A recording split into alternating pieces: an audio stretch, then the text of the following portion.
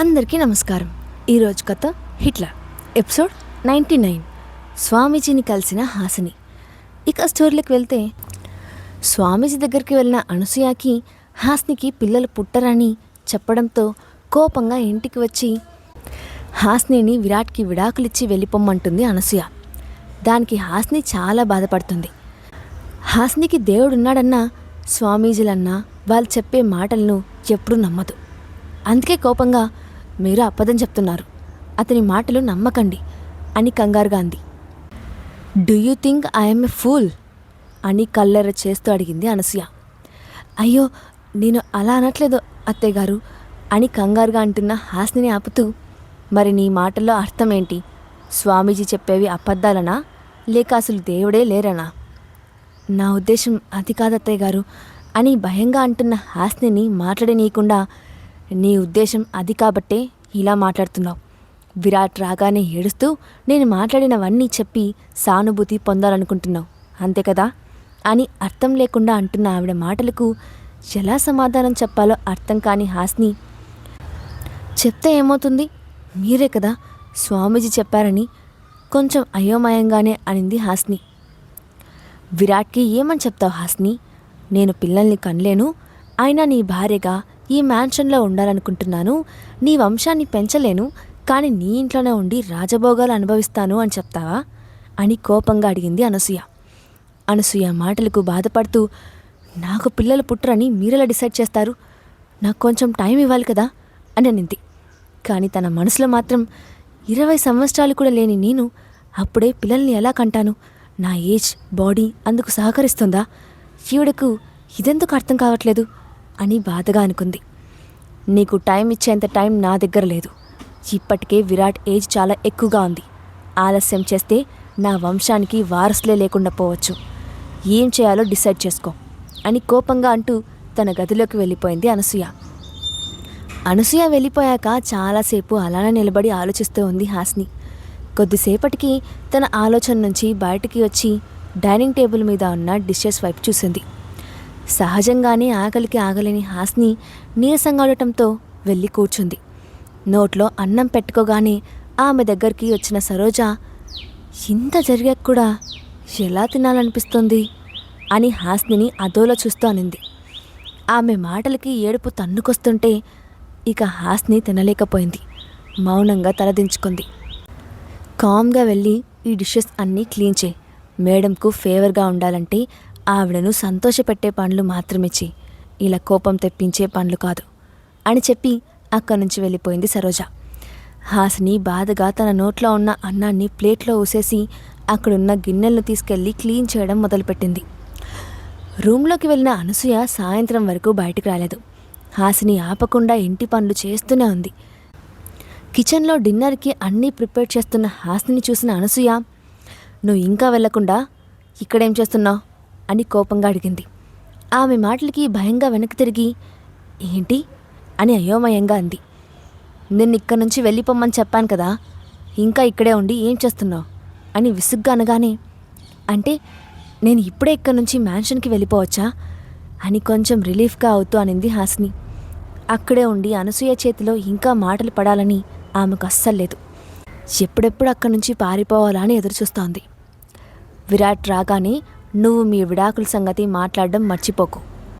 అయినా నువ్వు చెప్పినా చెప్పకపోయినా విరాట్తో నేను ఖచ్చితంగా మాట్లాడి తీరుతాను.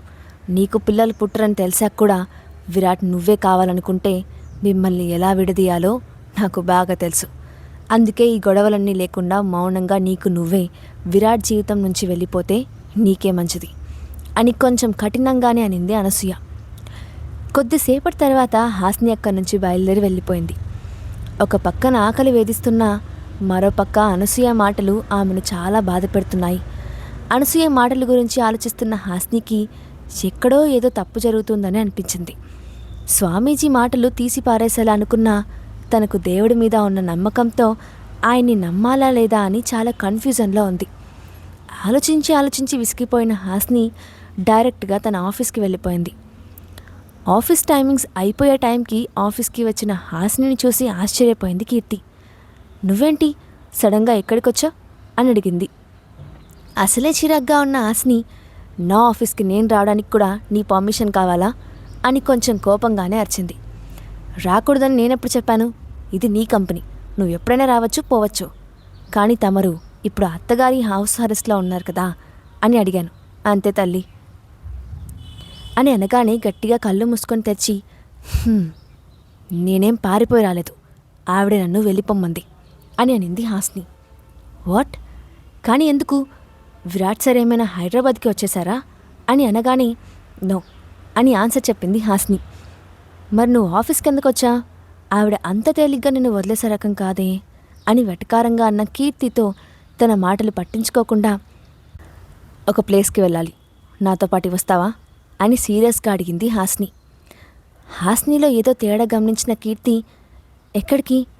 Anything wrong?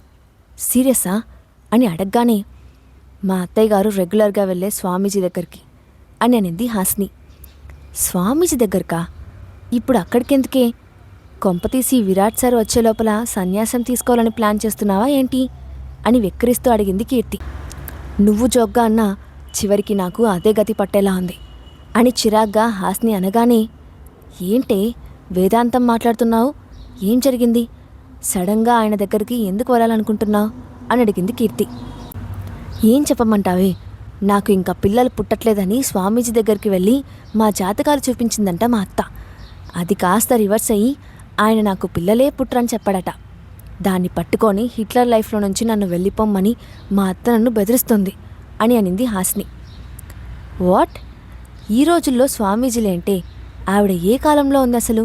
పిల్లలు పుట్టాలంటే వెళ్లాల్సింది స్వామీజీల దగ్గరికి కాదు, హాస్పిటల్కి. ఆ మాత్రం బ్రెయిన్ కూడా విరాట్ సార్ మమ్మీకి లేదా అని చిరాకు పడింది కీర్తి. నాకు పిల్లలు పుట్టరంటే నువ్వు నమ్ముతావా అని చిన్నగా అడిగిన హాస్ని మాటకి, మైండ్ ఏమైనా ఫ్రిడ్జ్లో పెట్టావా పాప? మీ పెళ్ళైనా 3 నెలలు కూడా కాలేదు, అప్పుడే ప్రెగ్నెంట్ ఎలా అవుతారే నీ పిచ్చి కాకపోతే? అయినా అప్పుడే పిల్లలకు తొందర ఏంటి? కనీసం మీరిద్దరూ ఒకరినొకరు అర్థం చేసుకునే వరకు వెయిట్ చేయాలి కదా అని అనింది కీర్తి. నా ప్రాబ్లం కూడా అదే కీర్తి. అసలు ఇదంతా మెంటల్ కావ్య వల్ల వచ్చింది. అది మా చిన్నతను తీసుకొని అక్కడికి వచ్చి పిల్లల టాపిక్ తీసుకొచ్చి ఈ గొడవ మొత్తం నా నెత్తిన పెట్టి వెళ్ళింది. ఇంట్లో ఆవిడ చేసిన గొడవలకి తల బద్దలు కొట్టుకోవాలన్నంత కోపం వచ్చింది. ఆ హిట్లర్ చంపేస్తాడేమోనని భయపడి కష్టంగా కంట్రోల్ చేసుకున్నాను అని పళ్ళు పటపట కొరుకుతూ అనింది హాస్ని. కీర్తి హాస్నిని పైనుంచి కింద వరకు గమనిస్తూ, నీకు విరాట్ సార్కి మధ్య రిలేషన్ ఇంకా స్టార్ట్ అవ్వలేదు కదా అని అనుమానంగా అడిగింది. హాస్ని సిగ్గుపడుతూ లేదు అన్నట్లుగా తల ఊపింది. మీ అత్త పిచ్చి కాకపోతే ఇంకా మ్యాటర్ స్టార్ట్ అవ్వకుండానే పిల్లలు ఎక్కడి నుంచి వస్తారే అని తల గీరుకుంటూ అని, ఈ సంగతి మీ అత్తగారికి తెలిస్తే ఖచ్చితంగా నన్ను చంపేస్తుంది అని అనింది కీర్తి.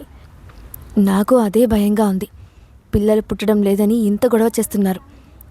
అదే నేను ఇంకా విరాట్ గారిని దగ్గరికి రానివ్వలేదని తెలిస్తే అమ్మో ఇంకేమైనా ఉందా అని భయంగానే అంది హాస్ని. ఆ విషయం చెప్పి ఇంకా ఏడవడం కంటే డైరెక్ట్గా వెళ్ళి ఆ స్వామీజీ కాళ్ళు పట్టుకోవడం బెటర్ అని కీర్తి నీరసంగా అనగానే, స్వామీజీ పేరు వినగానే కోపంగా పళ్ళు కొరుకుతూ లేచి, పదవే ఇప్పుడే వెళ్ళి ఆ స్వామీజీని ఉతికారేస్తాను. నాకు పిల్లలు పుట్టరని ఆయనకెలా తెలుసు? ఇవాళ నేను తెలుసుకోవాలి. తేడా వస్తే అక్కడే స్వామీజీ అంతు తెలుస్తా అంటూ తన బ్యాగ్ తీసుకొని బయటకు వెళ్ళింది హాస్ని. ఆమె వెనకాలనే కీర్తి. ఇద్దరూ నానా కష్టాలు పడి ఆ స్వామీజీ ఉండే ఆశ్రమం తెలుసుకొని మొత్తానికి అక్కడికి చేరుకున్నారు. ఏంటే ఇది? ఆశ్రమమా లేక రాజభవనమా? విరాట్ గారి మ్యాన్షన్ కంటే చాలా పెద్దగా ఉంది అని ఆశ్రమాన్ని అనుమానంగా చూస్తూ అనింది హాస్ని. ఇప్పుడు ఇళ్ళ కంటే ఆశ్రమాలే గొప్పగా ఉంటున్నాయి. ఇదివరకు సన్యాసం తీసుకున్నారంటే ఏ చెట్టు కిందనో అరుగుల మీదనో ఉండేవారు. కానీ ఇప్పుడు స్వామీజీలు అంతా ప్యాలెస్లు కట్టుకొని రాజభోగాలు అనుభవిస్తున్నారు. ట్రెండ్ మారిపోయింది పాపా అని అంటూ హాస్నిని లోపలికి తీసుకెళ్ళింది కీర్తి. ఇద్దరు లోపలికి వెళ్ళి 20 నిమిషాలు ఎదురు చూశాక వాళ్ళిద్దరినీ లోపలికి పంపించాడు ఆ స్వామీజీ శిష్యుడు. కాషాయం రంగు బట్టల్లో పొడవాటి గడ్డంతో, నుదుటి మీద విభూతి రేఖతో కళ్ళు మూసుకొని ప్రశాంతంగా కూర్చొని ఉన్నాడు ఆ స్వామీజీ. స్వామీజీ ముందు నిలబడి అతని బ్యాక్గ్రౌండ్, చుట్టుపక్కల అతని ఎక్స్ప్రెషన్స్ అన్నీ పరిశీలనగా చూస్తూ ఉంది హాస్ని. చిన్నగా హాస్ని చేతినిగిచ్చి, చూడడం అయిపోతే వచ్చిన పని మొదలుపెట్టు అని చెవిలో గుసగుసగా చెప్పింది కీర్తి. సరే అన్నట్టు తల ఊపి గొంతు సవరించుకొని స్వామి అని ఏడుపు గొంతుతో పిలిచింది హాస్ని. కళ్ళు తెరిచి ప్రసన్నంగా హాస్ని వైపు చూసిన ఆయనతో, స్వామి, నా బాధ మీతో చెప్పుకుందామని ఇక్కడికి వచ్చాను స్వామి అని చున్నీ అడ్డు పెట్టుకొని ఏడుస్తూ అనింది హాస్ని. నీ సమస్య ఏంటమ్మా అని చాలా కూల్గా అడిగాడు స్వామీజీ. నేను నా భర్త ప్రాణం కంటే ఎక్కువగా ప్రేమించుకొని అలసిపోయి నీరసం వచ్చి ఇక ఓపిక లేక పెళ్లి చేసుకున్నాను స్వామి. ఎంతో అన్యోన్యంగా పెసరట్టు ఉప్మాల చికెన్ విత్ బిర్యానీలా కలిసి ఉండేవాళ్ళం అని ముక్కు చేతూ చెప్పింది హాస్ని. హాస్ని మాటలకు స్వామీజీ టేస్ట్ బడ్స్ మేల్కోవడంతో పెదాలు తడుముకుంటూ, మరి నీ సమస్య ఏంటమ్మా అని అన్నాడు. అంతా నేనే చెప్తే మరి ఏనేం చెప్తాడు అని కోపంగా అనుకొని, ఈ మధ్య అనుకోకుండా మా మధ్య గొడవలు జరుగుతున్నాయి స్వామి. అతని జీవితంలోకి మరొక అమ్మాయి వచ్చిందని నా డౌట్. నన్ను పట్టించుకోవడమే మానేశాడు అంటూ గట్టిగా ముక్కు చేది పక్కకు ఇసిరేసి తన చున్నీతో తుడుచుకుంటూ అనింది హాస్ని. హాస్ని పనికి మొహం వికారంగా పెట్టుకొని చూస్తున్నాడు ఆ స్వామీజీ. నా భర్త పూర్తిగా మారిపోయాడు స్వామీజీ. తిడుతున్నాడు, కొడుతున్నాడు. కనీసం తినడానికి లెగ్ పీస్, తాగడానికి వైన్, వారానికో పట్టు చీర, నెలకో డైమండ్ నెక్లెస్ కూడా ఇవ్వట్లేదు. నన్ను ఇంత టార్చర్ పెడుతున్న మా ఆయన్ని నా రూట్లోకి తెచ్చుకునే మార్గం ఏమైనా ఉంటే చెప్పండి స్వామి అంటూ రాణి కన్నీళ్ళని తుడుచుకుంటూ అనింది హాస్ని. హాస్ని మాటలకి స్వామీజీ నోరు తెరుచుకొని చూస్తూ ఉండిపోయాడు. కీర్తి డీప్ షాక్లోకి వెళ్ళిపోయింది. అమ్మో అమ్మో, ఎన్ని అబద్ధాలు చెప్తున్నావే. నువ్వు కావాలనుకుంటే ఈ ప్రపంచాన్ని తెచ్చి నీ కాళ్ళ దగ్గర పెడతాడు కదా హిట్లర్. పోయి సార్ని సైకో హస్బెండ్ చేసావు కదే రాక్షసి అని మనసులోనే అనుకుంటూ గుండెలు బాదుకుంది కీర్తి. మార్గం నేను కాదమ్మా, దేవుడు చూపిస్తాడు అంటూ ఆమె ముందు కొన్ని స్లిప్స్ పెట్టి, వీటిలో ఒకటి చిట్టి తీసుకో, దానిలోనే ఆ దేవుడు నీకు మార్గాన్ని చూపిస్తాడు అంటూ తన అరచేతిని చూపిస్తూ దీవిస్తున్నట్టుగా అన్నాడు ఆ స్వామి. స్వామీజీ మాటలు విన్న హాస్నికి మండిపోయింది. అసలు వీడి ఉద్దేశం ఏంటి? 2 స్లిప్పులు నా మీద పడేసి ఏదో ఒకటి తీసి నా లైఫ్ని డిసైడ్ చేస్తాడా అని కోపంగా అనుకుంటూ, ఈ స్లిప్స్లో నా లైఫ్కి సంబంధించిన విషయం ఉంటుందా గురువుగారు అంటూ అయోమయంగా అడిగింది హాస్ని. అవును అన్నట్లు తల ఊపాడు ఆ స్వామీజీ. అప్పటి వరకు ఉన్న ఏడుపు మొహం పోయి నవ్వుతూ, ఊరుకోండి స్వామి, మీరు మరీను ఈ స్లిప్పులు తీస్తే నా జీవితం బాగుంటుందా ఏంటి? ఇంట్లో ఏకంగా పుస్తకాలే తిప్పుతున్నాను, ఏం ఉపయోగం ఉంది అని చేతులు విసురుతూ అనింది హాస్ని. హాస్ని మాటలకు దీర్ఘంగా గాలి తీసుకుంటూ, నేను నిన్ను కింద ఉన్న చిట్టి తీయమని చెప్పాను, తీస్తావా ఇలానే మాట్లాడతావా అని కొంచెం విసుగ్గానే అన్నాడు ఆ స్వామీజీ. అబ్బో, స్వామీజీ గారికి కోపం వస్తోంది అంటూ ఒక స్లిప్ తీసి అతని చేతికిచ్చింది.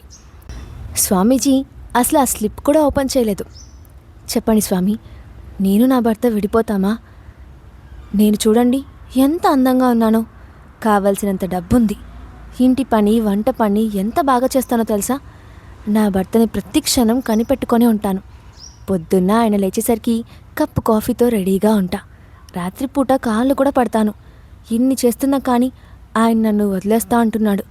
ఇలా ఎందుకు చేస్తున్నాడు స్వామీజీ అంటూ మళ్ళీ ముక్కు చేద్దాం మొదలుపెట్టింది హాస్ని. హాస్ని మాటలు వింటున్న కీర్తికి కళ్ళు తిరగడం మొదలైంది. ఇక నీ అబద్ధాలు ఆపవే అన్నట్టు నీరసంగా హాస్ని వైపు చూసింది. హాస్ని చేతికి చిక్కిన స్వామీజీ పరిస్థితి ఏంటి?